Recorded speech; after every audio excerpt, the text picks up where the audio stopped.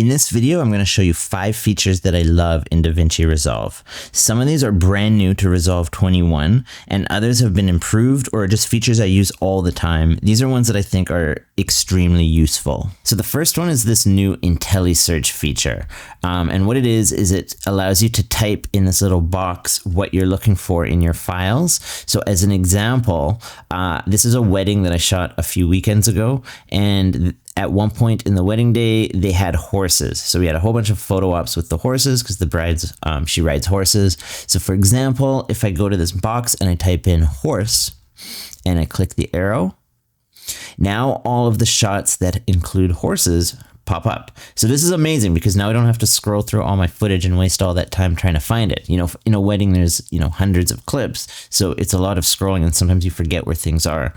So this is super duper handy and I'm using it all the time now. Now, in order to enable the AI IntelliSearch, you just have to highlight the clips you want it to analyze. So I'm going to go to some fresh clips over here. How about this one? And then click there and I'll highlight a bunch of them. And then you come up over here to this button where it says AI Clip Analysis. Hit that and then you're ready to go. You'll hit Analyze. I turned off these bottom ones because I didn't need that. For this purpose, it wasn't necessary. I just went with the first one, Analyze for IntelliSearch. I hit Analyze, let it run, and then you're ready to start typing in. Pretty awesome, super duper helpful. Now, the second feature I love in DaVinci Resolve is the new picture-in-picture, and I have it up here on the screen like you can see.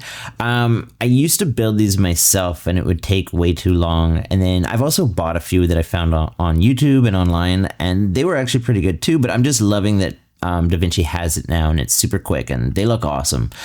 So the way that you would do that is if you go over here to Effects, actually let's close the media pool, go on Effects, go over to Resolve Effects over here on the left, and in the search bar just type in picture. And then you get your picture-in-picture pop up. So what you do is drag that over onto the clip like that, and then immediately you have your picture-in-picture. Now, if you want to make it a circle, you could leave it like that and that would be just fine. And then you could also move it around and put it in different areas of the screen.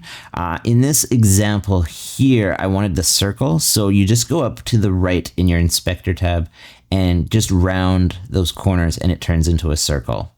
Now, if you want it to be bigger and you want your face bigger, you can zoom in like this. Okay, and then I can use this tilt to bring myself down and reposition just like that. Okay, and then this position over here, this is bringing the circle down or higher. Also, if you want to actually make the circle bigger as a whole, you'd click this lock aspect ratio. Okay, and then adjust your height that way. And then again, if you need to reposition, just use these tabs here. Perfect.